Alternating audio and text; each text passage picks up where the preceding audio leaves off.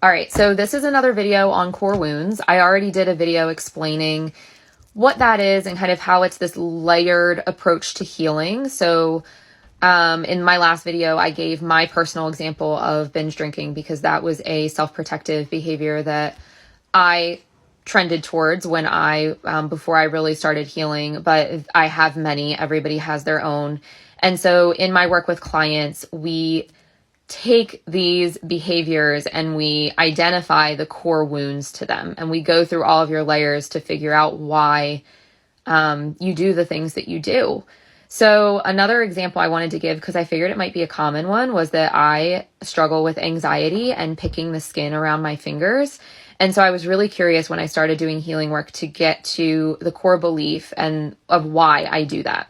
So the behavior, the action that everybody sees on the outside is me picking the skin around my fingers. If you go a layer underneath that, you get to my thoughts. My thought processes were along the lines of something bad always happens. The other shoe always drops. There's no such thing as good in life all of the time. Okay. So those were the thoughts that were driving that behavior.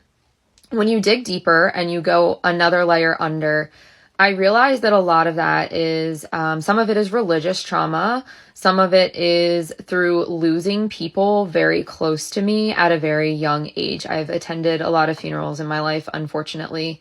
And that really impacted my thought process here, which then impacted my behavior. The emotion that I attached to this was worry. I physically would get lightheaded, would feel sick to my stomach.